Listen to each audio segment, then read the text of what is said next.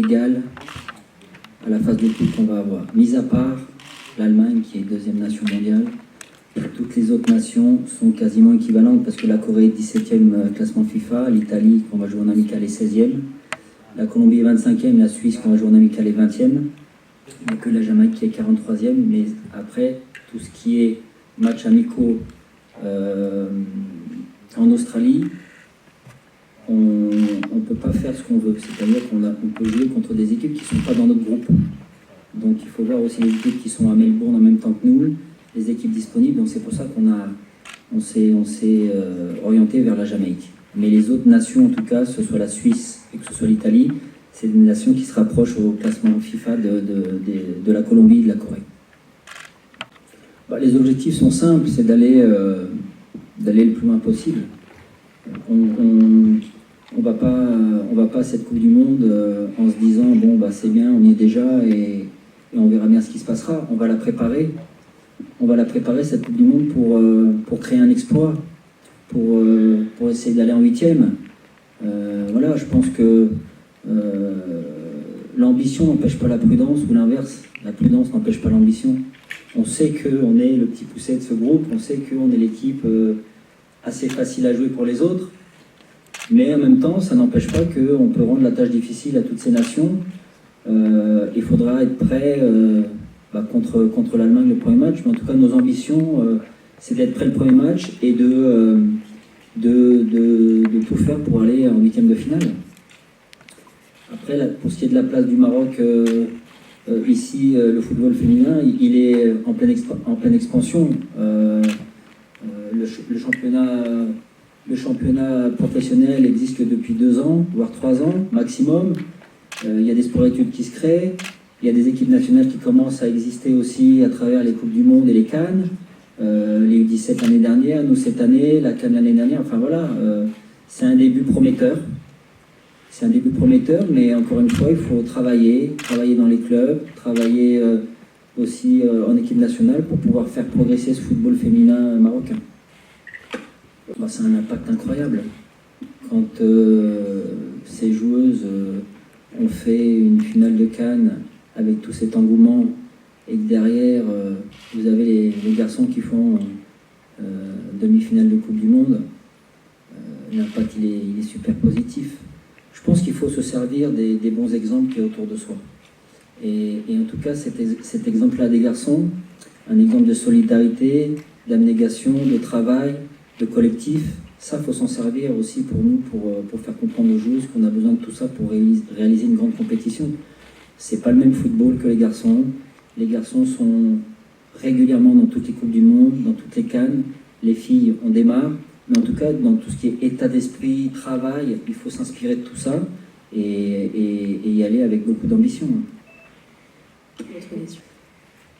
On aime bien travailler dans la continuité, mais on n'est pas contre des renforts.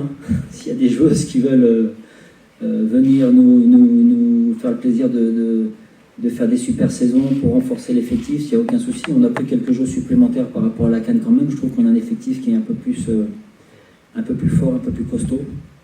Maintenant,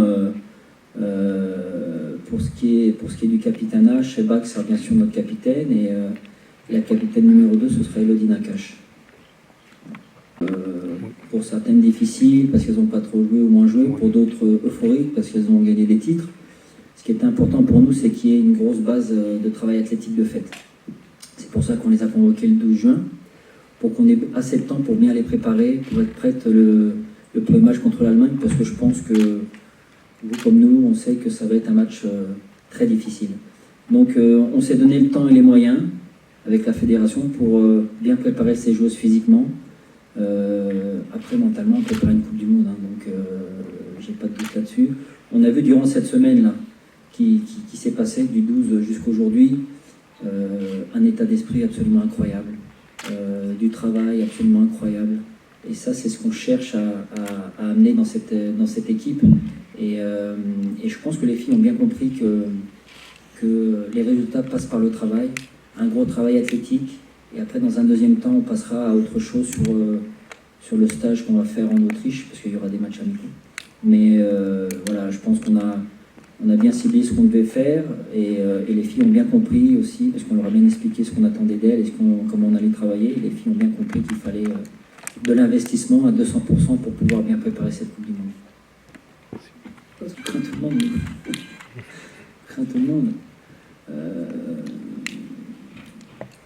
On est dans un groupe qui n'est pas facile. Et après on joue le premier match contre l'Allemagne, deuxième nation mondiale qui va jouer cette Coupe du Monde pour la gagner. Mais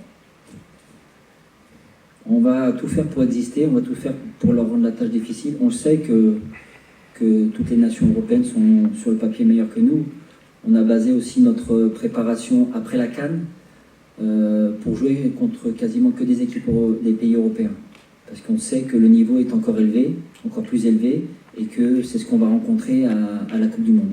Donc c'était important de se heurter à ces nations-là, c'était important de jouer contre ces nations-là pour voir le travail encore qu'il nous restait à faire, et de baser notre préparation sur ce qu'on avait vu.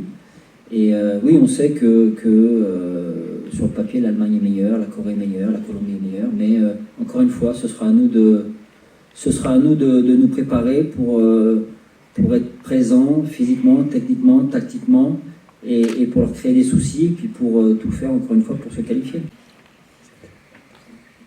Enfin, très sincèrement, dans tout ce qui est travail sur le terrain, pour moi, il n'y a pas de différence. Tout ce qui est exigence, tout ce qui est travail, tout ce qui est compétition, il n'y a aucune différence.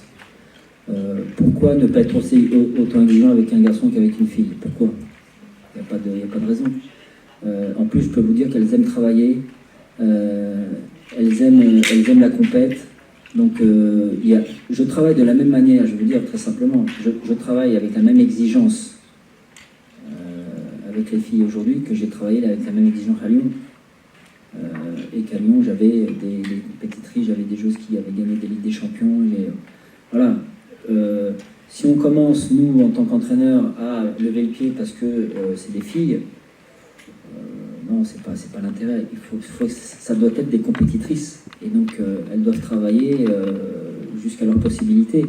Après, dans l'aspect humain, c'est différent. Voilà. C'est différent. Je pense que les filles ont besoin de plus d'explications, ont besoin de faire attention aux mots qu'on emploie, et ça c'est important, mais je trouve qu'elles sont beaucoup plus dans l'affectif, et ça enfin, pour moi c'est bien aussi, mais en même temps, voilà, à côté de ça, c'est des compétitrices, des joueuses de foot, et dans le travail, il n'y a pas de problème, vous pouvez leur demander d'aller bien plus loin que leur capacité. Merci beaucoup, coach, pour toutes ces précisions concernant votre pré-liste des joueuses convoquées pour le stage de préparation en Autriche en vue de cette Coupe du Monde Australie-Nouvelle-Zélande. شكرا كذلك لجميع الزميلات والزملاء اللي كانوا حاضرين خلال هذه الندوة الصحفية للسيد رينالد بيدروس واللي تم الحديث فيها على تحضيرات المنتخب الوطني تأهبا لكأس العالم. ما تنسوش تابوناو في لاشين يوتيوب وبارطاجيو الفيديو وديروا جيم وتابعوا الدار على مواقع التواصل الاجتماعي.